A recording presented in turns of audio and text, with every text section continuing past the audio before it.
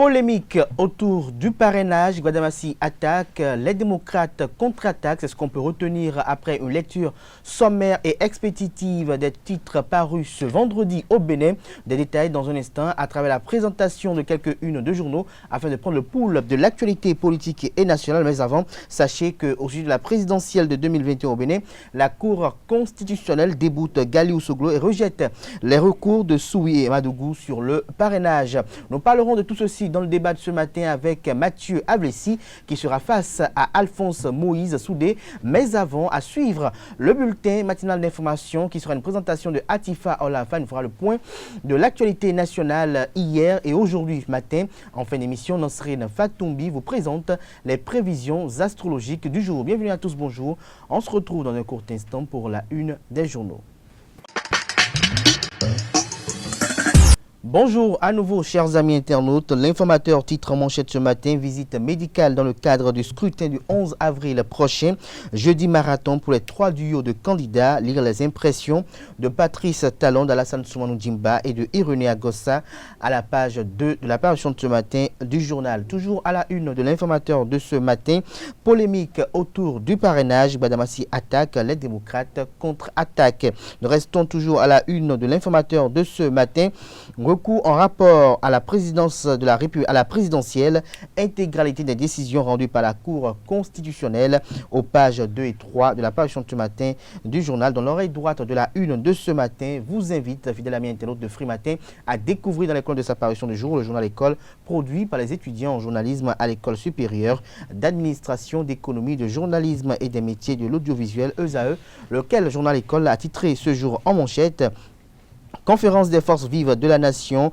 il y a 31 ans, selon Agapit Napoléon Maforican, il y a eu trop de mésententes consensuelles, a-t-il laissé entendre.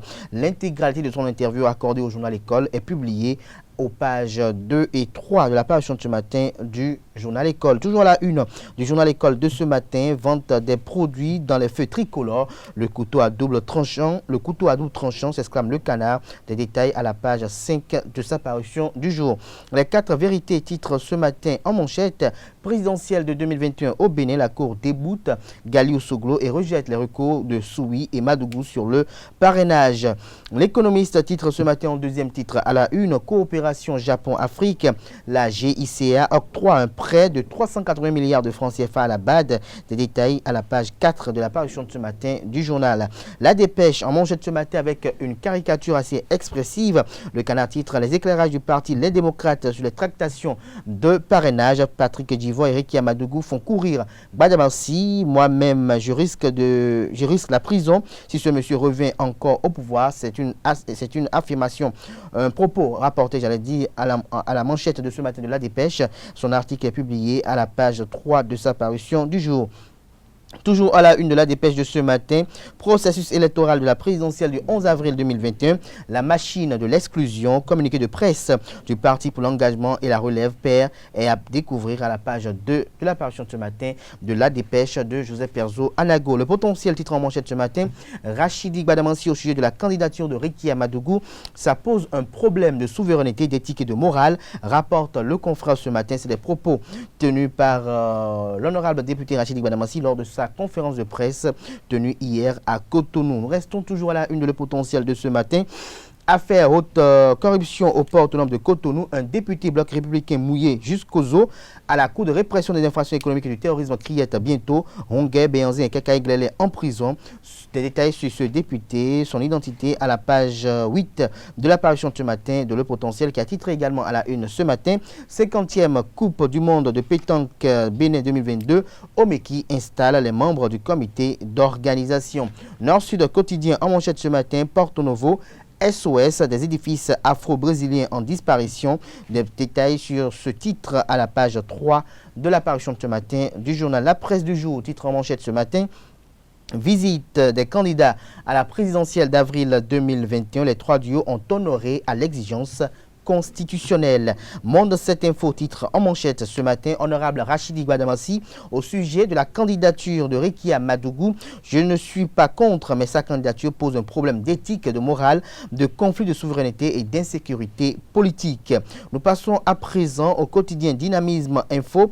Attaque tous azimuts contre Rekia Madougou, l'arme des faibles déployée par des partisans du pouvoir. L'autre dans la diffamation incite à de vains conflits diplomatiques.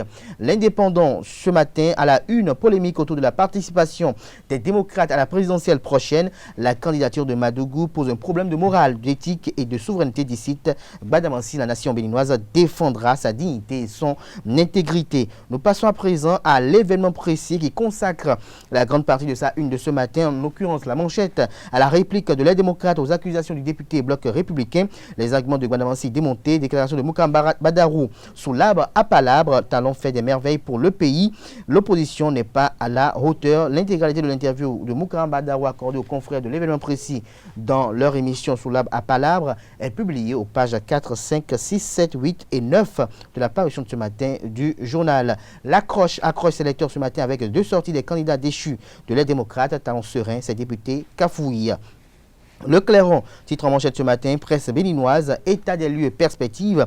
La table ronde initiée par le CNPA Bénin s'ouvre ce jour. Des détails à la page 5 de la parution de ce matin du journal. Déclaration tous azimuts pour soutenir le chef de l'État et son régime. L'honorable Rachidi Gbadamassi a peur d'aller en prison sous talon 2. Rekia Madougou dénonce les menaces de porter plainte.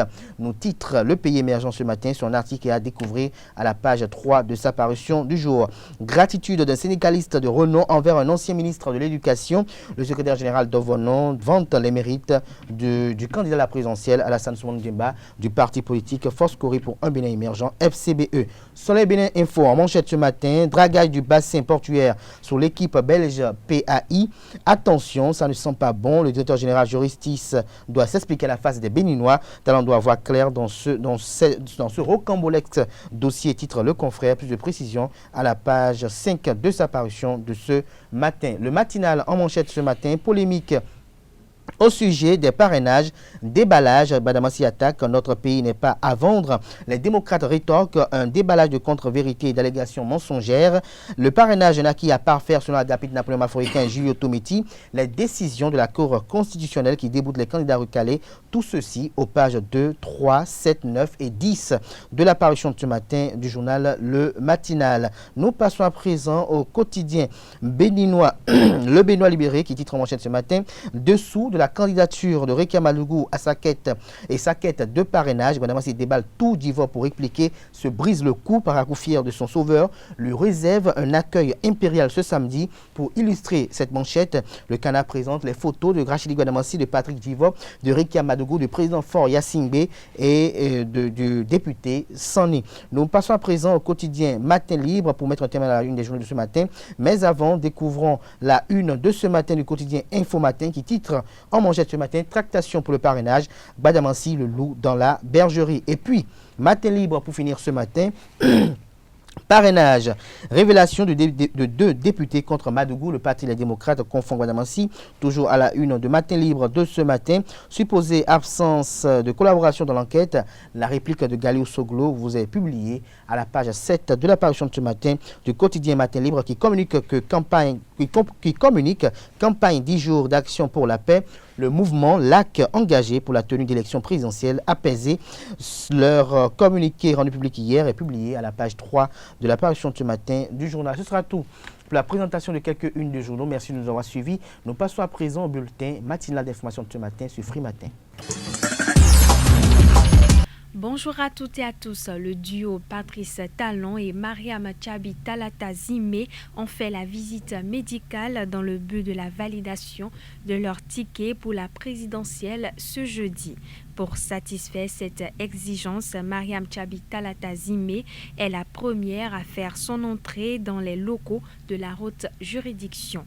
La même source précise que le chef de l'État, candidat à sa propre succession, est venu quelques moments après. En dehors du duo Talon-Talata, deux autres duos sont attendus à cette étape primordiale qui précède la publication de la liste définitive des candidats à la présidentielle présidentielle du 11 avril prochain.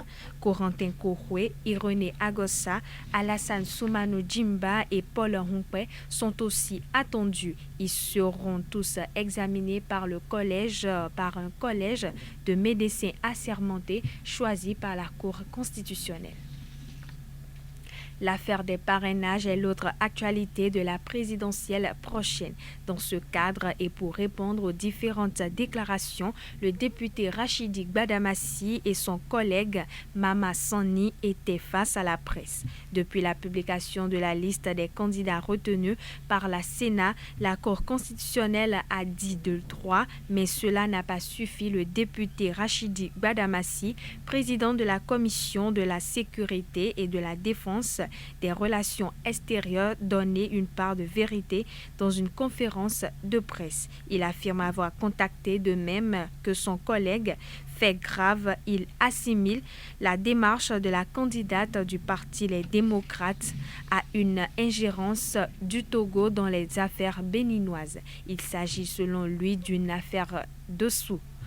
Nous allons revenir sur cette sortie de Gbadamassi et de son collègue Mama Sani, également approché par Rekiat Madougou dans nos prochaines éditions. Restons dans l'actualité de la présidentielle. Les jeunes de Togoudo, un arrondissement de la commune d'Abomey-Calavi, satisfaits des changements positifs observés dans leur cadre de vie, se sont réunis dans le creuset dénommé Réseau des jeunes pour un Togoudo révélé. L'espace du Djidjoro du quartier Tankwe a servi de cadre à la sortie officielle du réseau qui se veut politique et favorable au président Patrice Talon le samedi 13 février dernier. Suivez le compte-rendu de la rédaction. 4 grandes lignes, à savoir mettre la lumière sur toutes les réalisations du président de la République et sur les nobles et courageuses réformes tant administratives et domaniales de notre jeune et brave maire Angelo Anwandinou. Le ralliement du plus grand nombre que possible des déçus et des abandonnés par des démarches et des négociations que nous avons déjà commencées. La promotion des jeunes cadres de Togoudo par la mise en place d'un répertoire des capacités intellectuelles de nos jeunes. Le développement à la base et le social sous toutes ses formes. Léopold Zinsou, le parrain du réseau des jeunes Point Togoudo révélé, a ainsi rappelé les 4 piliers sur lesquels repose ce creuset au cours de la cérémonie de sortie officielle du samedi 13 février. Son intervention a lieu après la présentation du contexte de ce rassemblement par le président du comité préparatoire, Giano Yelian Goum. RJTR, entendez le réseau des jeunes Point Togoudo révélé, est un mouvement purement politique qui réunit uniquement les jeunes gens du parti Union progressiste pour une nouvelle vision et une autre manière de la classe politique. Samedi 13 février 2021, jour de la sortie officielle du réseau qui se veut un levier important dans la balance politique de Togoudo. Habitant de Togoudo et invité d'honneur de la cérémonie, le maire de la commune de Calavi, Angelo Anwandinou, a exprimé son satisfait face à la poursuite du combat et la métamorphose de l'arrondissement de Togoudo depuis 2016. Je me plonge dans des années antérieures et je vois comment chacun de nous se battait pour le développement de notre cher Togoudo. Nous étions à l'époque encore très jeunes. Jeunes, nous le sommes encore. Mais nous prenons progressivement de l'âge. Et nos rêves commencent par progressivement devenir réalité devant nous pour ce combat de développement que nous menions depuis longtemps. Le RJTR s'est ainsi engagé pour le développement de cet arrondissement. Les membres du conseil d'administration du Centre des œuvres universitaires et sociales d'Abomey-Calavi, 3e mandature, ont été officiellement installés ce jeudi dans leurs fonctions. La cérémonie solennelle d'installation des 7 nouveaux administrateurs s'est déroulée au cabinet du ministre de l'Enseignement supérieur et de la Recherche scientifique, Eleonore Yahi Ladécan. Compte rendu, c'est Ondelarius Adjagbelon.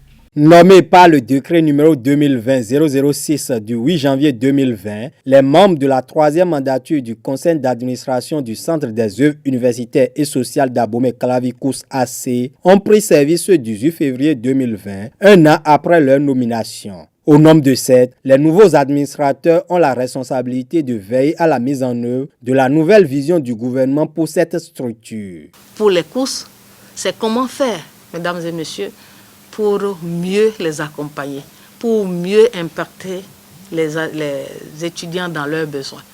Et il est question de voir ce que les professionnels savent faire, qu'on peut impliquer dans ces services.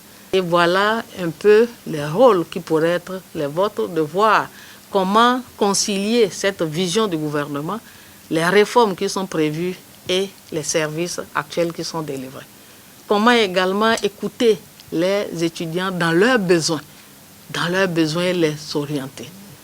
Le centre aura besoin également d'avoir ces orientations de vous, les conseils de vous, pour faire une bonne prestation aux étudiants et avoir une bonne performance. À l'heure des réformes, le COUS AC doit relever plusieurs défis afin d'offrir de meilleures conditions de vie et d'études aux étudiants. Le nouveau conseil d'administration et sa présidente s'engagent à s'y consacrer pendant les 3 prochaines années. Au nom des membres du conseil d'administration, je voudrais m'engager à travailler de façon professionnelle, c'est-à-dire avec professionnalisme et loyauté, et dans le respect des tests en vigueur, pour non seulement une bonne orientation de la politique de gestion du COUS AC, mais également pour un bon suivi de la mise en œuvre de cette politique.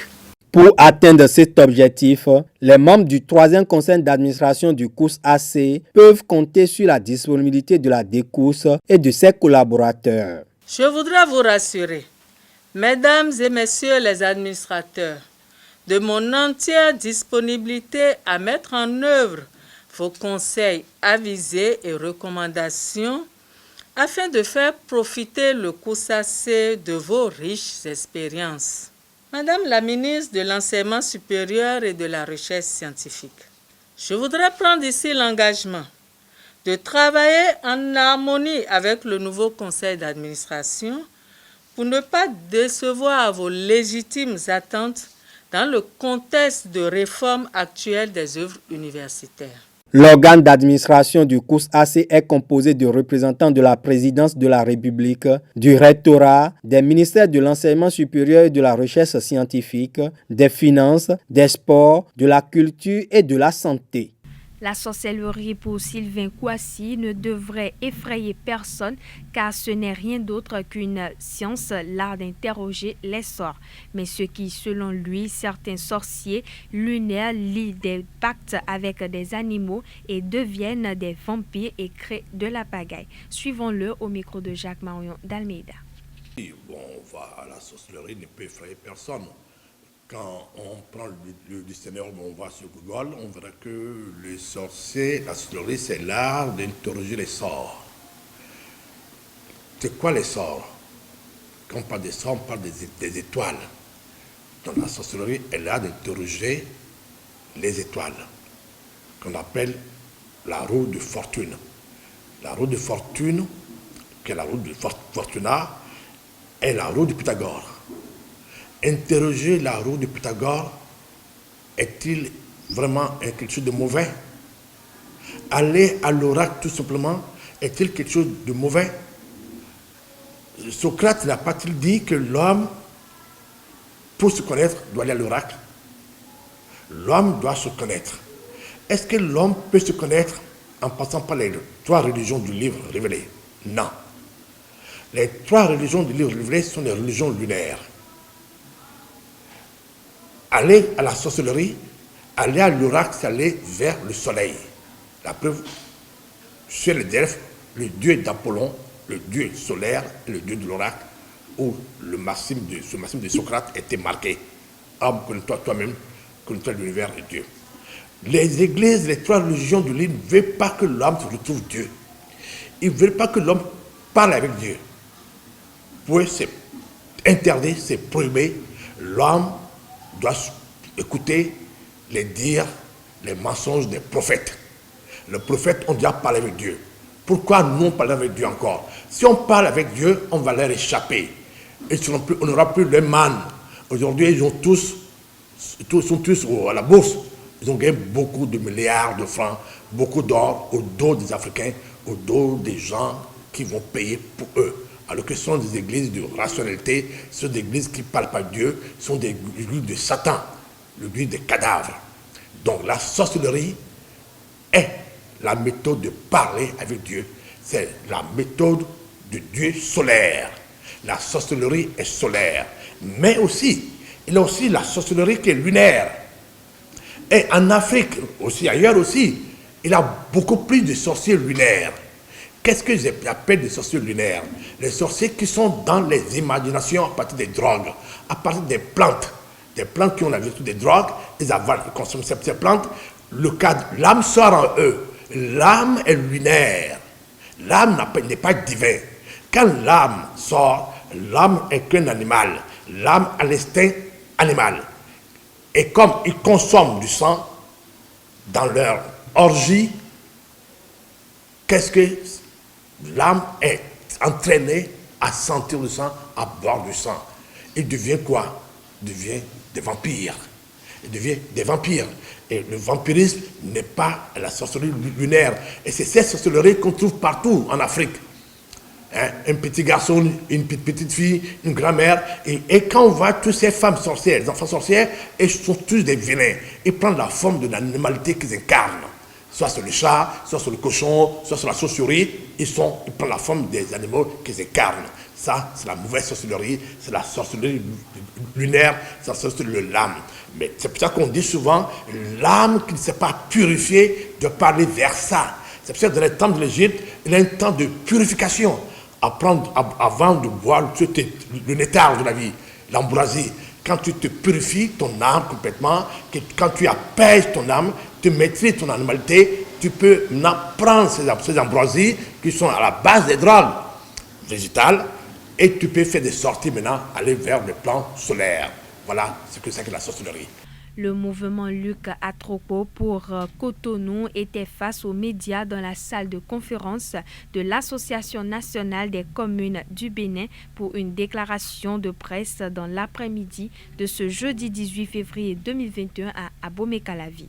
Au menu de cette sortie médiatique, le lancement de la campagne 10 jours d'action pour la paix a rassemblé un parterre de jeunes porteurs de cette initiative qui court du 18 au 28 février 2021 en souvenir du 31e anniversaire de la Conférence nationale des forces vives de la nation qui s'est tenue en 1990. Une initiative circonscrite à Cotonou qui tombe à point nommé en cette veille d'une élection présidentielle où tous les acteurs sont campés sur leur position. Je vous invite à suivre les propos de Avarouin Philippe, porte-parole de ce mouvement.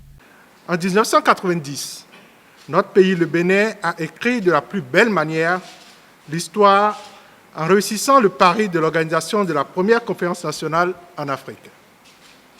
Cet événement inédit, dont la commémoration démarre demain 19 février 2021, a non seulement marqué le début d'une ère sur le parcours de notre nation, mais aussi révélé notre peuple comme l'un des plus grands de la planète. L'expérience démocratique démarrée depuis lors a été marquée par l'organisation pacifique des différentes élections, gage de la paix qui nous caractérise.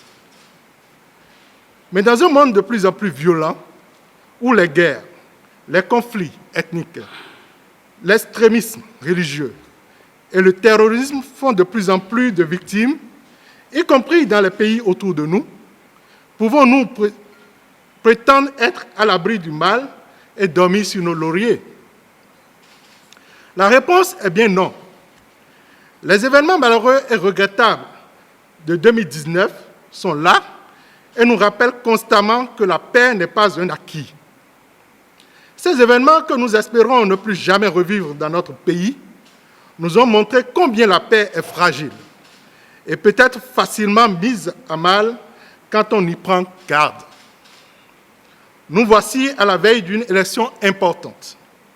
Et force est de constater que les esprits s'échauffent et que les positions, notamment au niveau des acteurs politiques, ont tendance à se radicaliser. Il n'y a qu'à écouter les déclarations de certains de nos compatriotes pour se rendre compte que le mal nous guette. Les divergences et les désaccords sont inhérents à la vie en communauté. Mais leur réponse ne doit pas être cherchée dans la haine, la confrontation ou la violence sous quelque forme que ce soit. La guerre n'est pas une solution. Les conflits ne sont pas la solution et la violence n'a jamais rien résolu. Ne pas être d'accord avec son prochain est humain. Mais cela ne constitue pas une raison suffisante pour compromettre l'avenir de toute une nation. Car on sait quand ça commence, mais on ne sait pas quand ça finit. Comme l'a dit le pasteur Martin Luther King, nous devons apprendre à vivre ensemble, comme des êtres humains, ou nous mourrons tous ensemble comme des imbéciles. Depuis l'historique conférence de février 1990, les Béninois que nous sommes avons toujours su nous entendre autour de l'essentiel pour préserver la paix. Spinoza disait « La paix n'est pas l'absence de la guerre, c'est une vertu. C'est un état d'esprit, une volonté de bienveillance, de confiance, de justice. » C'est fort de tout ce qui précède que le mouvement LAC a décidé, en cette veille de l'élection présidentielle du 11 avril 2021, de s'inscrire dans une démarche préventive de tout acte ou comportement susceptible de mettre à mal le vivre ensemble. À partir de ce jour, jeudi 18 février 2021, nous nous engageons dans une mission républicaine de promotion de la paix et de la cohésion sociale pour favoriser la tenue des élections présidentielles pacifiques. L'accomplissement de cette mission que nous nous sommes volontairement assignés se fera à travers l'organisation d'une série d'événements. Le plus important est celui dont le lancement nous réunit ce jour, et il s'agit de la campagne 10 jours d'action pour la paix. Cette campagne qui sera essentiellement consacrée sur le concentrée sur le territoire de la ville de Cotonou se déroulera du 18 au 28 février 2021.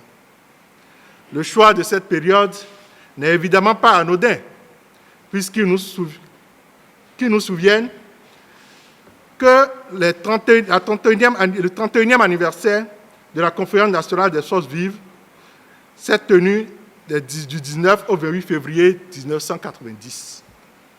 Il s'agit donc pour nous, au travers diverses activités dont les émissions radio et télé, des campagnes de sensibilisation dans les marchés et autres lieux publics, des rencontres avec les leaders religieux, des séances de prière et autres, de rappeler à chaque Béninois et chaque Béninoise les valeurs de dialogue, de concertation, de tolérance et de patriotisme qui ont favorisé la réussite de la conférence nationale et la consolidation de la démocratie qui en est issue.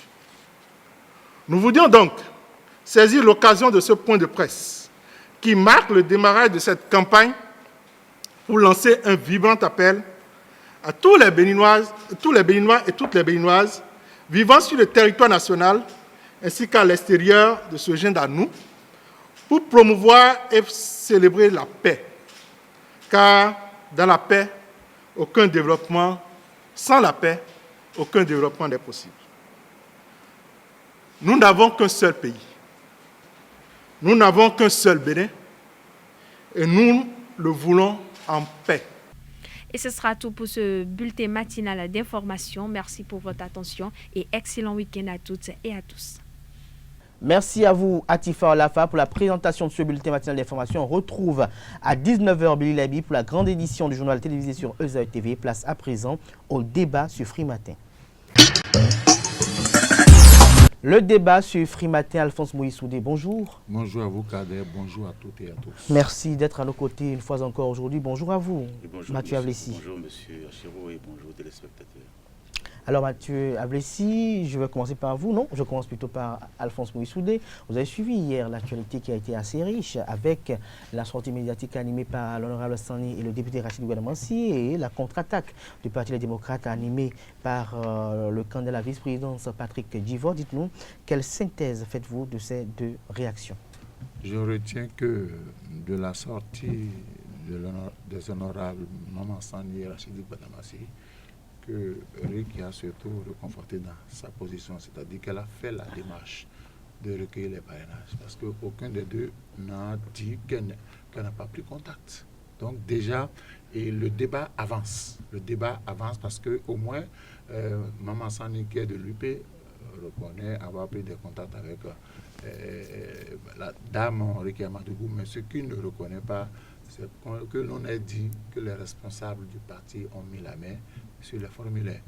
Deuxième chose, Gouadamansi, député du Bloc républicain, aussi a reconnu que Dame Rikiatou s'est rapproché d'eux, que les instances fêtières auraient donné des instructions pour que les élus parrainent la candidate Ricky Amadougou. Donc moi, à partir de ces deux postulats-là, je conclus que la dame est en droit de dire qu'elle a pris des contacts, mais qu'on lui aurait refusé des parrainages. Mais l'autre chose, vous savez, les hommes politiques ne sont pas sérieux et ne seront jamais sérieux. Et j'ai toujours dit que le président Talon, je crois qu'hier il est dit sur ce plateau, les connaît.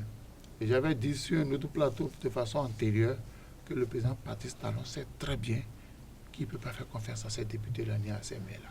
Parce que les gens basculent en fonction des intérêts en jeu. Les gens basculent en fonction des intérêts en jeu. Moi, je ne sais pas pourquoi tout le monde veut monter au créneau pour s'expliquer. J'ai dit, le Bloc républicain a un premier responsable, c'est le ministre Biotchane. L'Union progressiste a un responsable, c'est le patriarche Amosso Bruno. Il faudrait que ces deux responsables-là sifflent la fin. Parce que moi, ça prouve que la politique au Bénin est synonyme d'intrigue.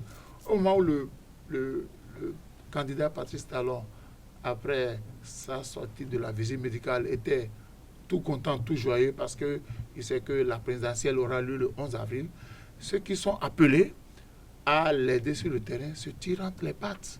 C'est pas du tout bien pour... Il faut qu'en politique, à un moment donné, quand vous posez des actes, que vous ayez le courage, parce que vous avez le courage de poser des actes, ayez aussi le courage d'assumer les conséquences. Aujourd'hui, c'est certainement que l'honorable Orden Aladati a demandé expressément à Dame Rikiat Madougou de mettre à disposition de tout le monde les captures d'écran. Et j'ai même dit sur ce plateau hier, attention, c'est dangereux. Il y a des extrémistes, il y a des zélés qui, pour une raison ou pour une autre, pourraient s'attaquer éventuellement à ceux dont les noms seront cités. Mais déjà, certains parlent, parce que le député Maman Sani a parlé, le député Gouadamansi a parlé, mais a dit des choses qui vont au-delà de nos frontières. Nous allons revenir un peu sur l'analyse de ces propos, mais dites-nous, vous, Mathieu Avlessi, quel regard portez-vous sur les propos tenus par Rachid Gouadamansi lors de sa conférence de presse animée hier? Merci, M. Achiro. Moi, contrairement à mon vis-à-vis Moïse, je pense que la sortie de M. l'honorable Gouadamansi éclaire plus d'un Béninois pour comprendre que dans ce pays, les gouvernements successifs avant l'avènement du président Talon n'avaient pour fondement que la vente tous azimuts des intérêts du Bénin au profit d'intérêts individuels, des individus qui sont à la solde de l'impérialisme, des individus qui sont à la solde des intérêts des structures, des institutions internationales qui ont pour objectif de soumettre tous les États africains d'assujettir tous les États africains, de nous maintenir dans la dépendance. Et ça, je le dis pour rapporter, j'apporte un exemple de cet état de choses pour dire par exemple que savez-vous que, par exemple, le marché des rails au Bénin accordé en n'importe pièce au groupe Bolloré visait à nous réhabiliter les rails des années 1800-1900. Les rails de 0,90 m, c'est ces rails que le groupe Bolloré se proposait de nous réhabiliter avec des trains et locomotives de cette époque-là. Aujourd'hui, nous voyons ce qui se passe en Chine. Et parce que le président Talon s'est mis en porte-à-faux vis-à-vis de cette posture de nous maintenir dans la dépendance pour dire attention, ce projet ne m'intéresse pas, je prends meilleur que ça. Et là, tout de suite, les intérêts de la France, des intérêts des multinationales. Excusez-moi, oui, je ne dis pas la France, excusez-moi, les intérêts de ces groupes se retrouvent pour former des lobbies pour aller contre lui. Mais je dis. Le groupe Bolloré n'a pas été cité par Rachid Gbadamassi. Bon, excusez-moi, moi je prends cet exemple de perte de ce marché pour dire qu'il y a quelque chose qui ne va pas. Parce que lorsqu'on parle de beaucoup d'argent qui circule, ça vient d'où? Ça vient certainement de ces institutions-là. Ça m'engage. Je le dis et je peux apporter les preuves qu'ils ont perdu ce marché. Parce que... Non. On va parler de la conférence de presse de Rachid Gbadamassi. Donc, excuse-moi, pour aller dans ça. Je suis choqué parce que... Est-ce que selon vous, les propos que Gbadamassi a tenus sont cohérents? Est-ce que les propos de Gbadamassi viennent à point nommé dans le contexte actuel? Je dis, c'est le problème de la France-Afrique, là. Gbadamassi n'a fait que dénoncer ça. En fait, il n'a pas été explicite. Moi, je dis, je viens pour dire que Gbadamassi nous a éclairé. Gbadamassi a éclairé les Béninois. Et je dis, arrêtons de trouver que Gbadamassi, oui, ce que vous savez, ce qu'on sait de... les gens évoluent avec le temps. Les gens évoluent avec le temps. Alors, Alphonse Moïsoudi, est-ce que vous pensez, comme Mathieu Ablessi, que Gbadamassi est venu éclairer l'opinion publique nationale et internationale? Je l'ai dit tantôt, il a éclairé l'opinion publique sur le point que Dame Réki Amadougou a fait des démarches, contrairement à ce que certains auraient dit. Moi, c'est ce qui intéresse les Béninois. Mais tout ce qui a été dit par rapport au voyage vers Lomé... Vous savez, moi, je n'avance pas sur un plateau de télévision ce dont je n'ai pas les preuves. Nous avons lu tous sur les réseaux sociaux. Nous avons lu des articles écrits par des journalistes togolais qui ont dit un certain nombre de choses. Mais je ne voudrais pas donner foi à cela parce que je ne peux pas en aucun cas donner des exemples. Ce que tout le monde sait, c'est que Dame Réki Amadougou était ministre conseiller spécial du président Faure. Point. Mais je dis... Il paraît qu'elle aurait battu campagne à ses côtés pour sa réélection. Quand vous êtes... Oui, ça là, elle dit conseiller spécial.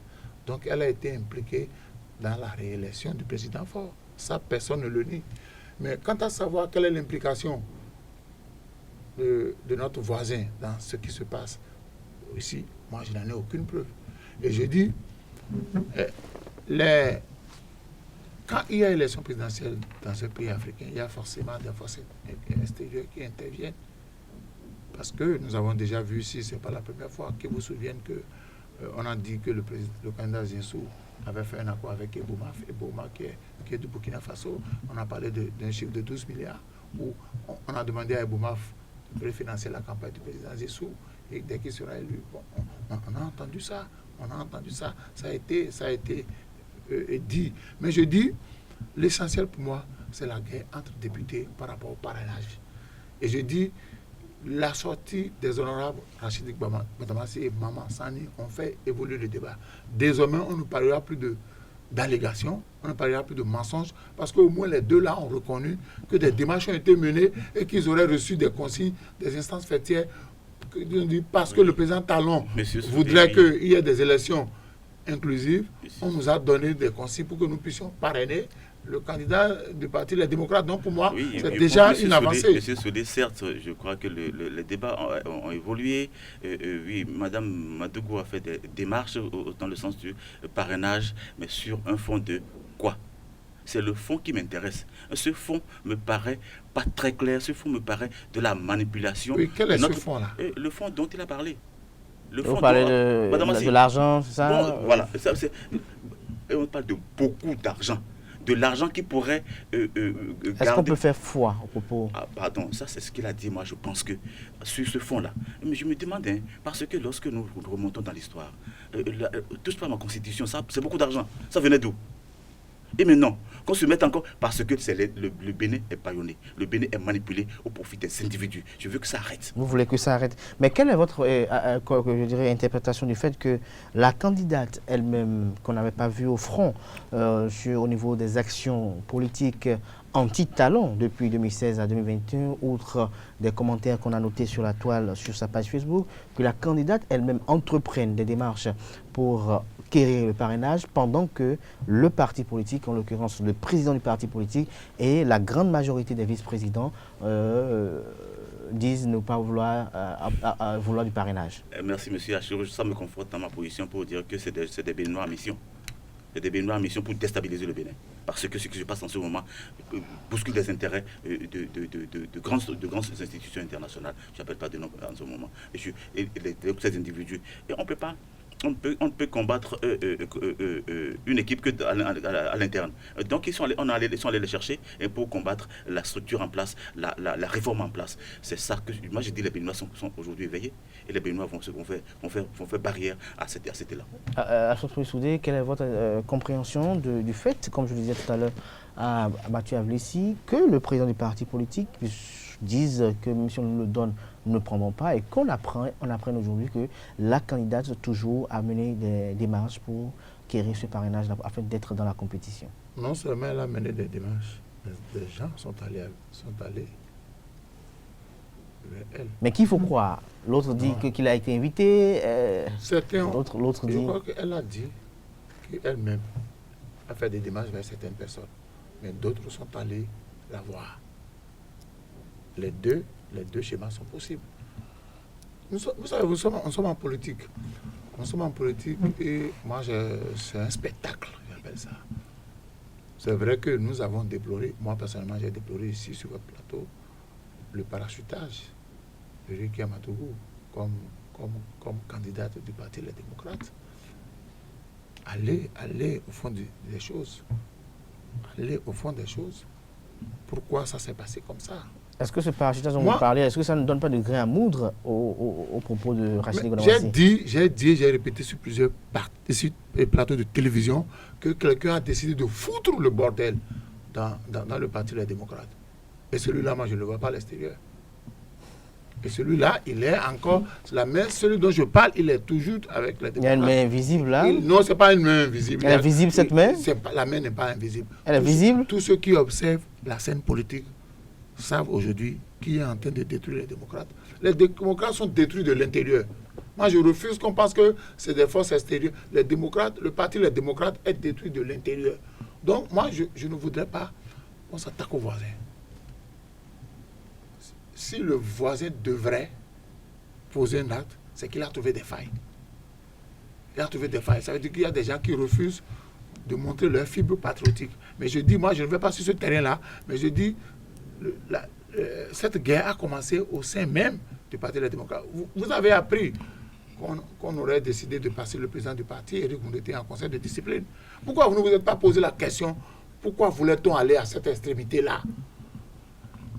Il est né comme ça. C'est vrai, il est monté au créneau pour dénoncer certaines choses. Après, il s'est dédié pour dire non, qu'il n'a jamais donné une pareille interview. Mais malheureusement, avec le temps, ce qu'il a dit s'est confirmé. Moi, je dis, on laisse le voisin.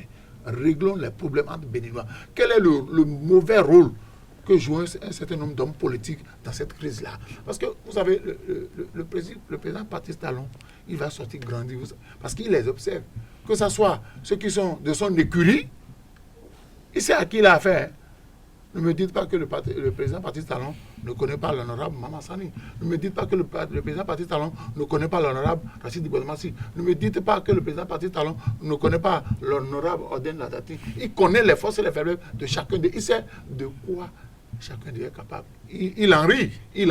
Donc je dis, il faut d'abord s'attaquer à ces hommes politiques-là, qui par moments sont véreux, qui sont là pour sauvegarder leurs intérêts. Aucun d'eux, je dis, ça ne me concerne que moi, aucun d'eux n'est là pour les beaux yeux de Patrice Talon. Attention, chacun d'eux est venu chercher son parapluie, parce que des gens savent qu'ils ont été auteurs de prévarication. Et j'ai dit, au second mandat, tous ceux qui ont indûment confondu les caisses de l'État à leur poche, ils vont défiler à la queue leu devant la criette.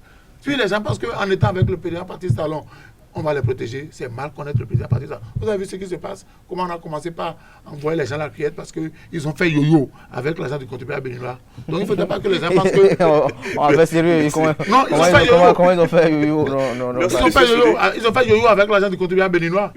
Merci, monsieur Soudé. Je crois que sur ce dernier point, nous sommes très en phase. Nous sommes en phase parce que voilà, tout ce qui se passe, les gens savent, ils ne savent pas vraiment qu'ils sont en face. Première chose. Seconde chose, et par rapport à la destruction du parti à l'intérieur, comme vous avez dit, vous aviez parfaitement raison. Et le destructeur, comme les éléments de destruction sont manipulés par des forces extérieures. Ça, je confirme, je vous dis que c'est ce qui se passe. Et ça a toujours été l'apanage de nos hommes politiques au Bénin. C'est des marchands. Merci à vous, Mathieu Ablessi, toujours court, mais avec des commentaires assez piquant et pimenté. Merci également à Alphonse Maurice-Soudé dans la pertinence de ces analyses. Merci à vous, chers amis internautes, pour l'attention. Free Matin se poursuit. Nous installons à présent Nasrine Fatoumi pour l'horoscope de ce matin. Vendredi 19 février 2021, amis internautes, bonjour, bienvenue sur les messages des astres. Amis Bélier, vous misez sur des activités qui vous relaxent. Vos activités seront réparateurs et vous apporteront des pistes sur votre avenir. Taureau, dans cette vie, vous pouvez tout vous permettre si c'est bien sûr avec modération. Vous pouvez par conséquent vous laisser tenter de temps en temps par tout projet qui pourrait briser la routine qui vous conviendra. Natif du signe Gémeaux, n'ignorez pas les conseils de quelqu'un que vous estimez et respectez beaucoup. Les as vous préviennent également d'une tendance à souffrir de maladies nerveuses. Cher Cancer, aujourd'hui vendredi, vous vivrez une situation qui vous aurait à un autre moment enflammé tel un volcan. Mais vous choisirez de prendre tout à la rigolade et de lui donner la juste et nécessaire importance. Chers amis Lions, tout le monde autour de vous entendra vos soupirs et vos plaintes au travail. Vos lamentations sur d'autres périodes d'abondance ne vous aideront pas à effectuer vos tâches avec une attitude positive. Vierge, vous recevrez de bonnes nouvelles professionnelles aujourd'hui. Vos récents efforts ne sont pas tombés dans l'oreille d'un sou. Les bonnes choses arrivent lentement, mais ne vous en faites pas, vous êtes sur la bonne voie. Amis Balance, en amont, votre prédiction pour aujourd'hui laisse présager une journée fantastique. S'amuser et séduire votre partenaire vous fera vivre des moments très amusants. Votre vie sexuelle sera très animée et la complicité sera au rendez-vous. Scorpion, vous devrez modérer votre impatience et surmonter tous les obstacles pour prendre un chemin plus prospère et plus aventureux. Chers Sagittaires, aujourd'hui, les opportunités de se connecter à l'amour que vous désirez tant seront en effet à l'ordre du jour. Néanmoins, vous devrez freiner votre impatience et attendre de meilleures périodes pour obtenir la reconnaissance. Capricorne, vous établirez aujourd'hui des conditions au sein de votre relation qui vous permettront de discuter de vos différences sans agressivité, sans manque de respect et en essayant de résoudre les éventuels problèmes. Amis Verseau, sur le plan professionnel, vous devrez peut-être faire face aujourd'hui à certaines difficultés et confrontations avec des supérieurs ou des personnes d'autorité. Poisson, pour finir, votre force de volonté pour éviter de tomber dans de mauvaises habitudes vous font toujours défaut. Retrouvez cependant l'envie de suivre une alimentation saine et préparer un menu hebdomadaire équilibré. C'est tout, chers internautes, pour les prévisions astrologiques de ce vendredi matin. Merci de nous avoir suivis et excellent week-end en compagnie de nos programmes. Ainsi prend fin Free Matin ce matin. Merci pour l'attention. On se retrouve demain samedi pour Info Hebdo. Portez-vous bien et passez un excellent week-end en compagnie de nos programmes télé sur ESAE TV. À demain.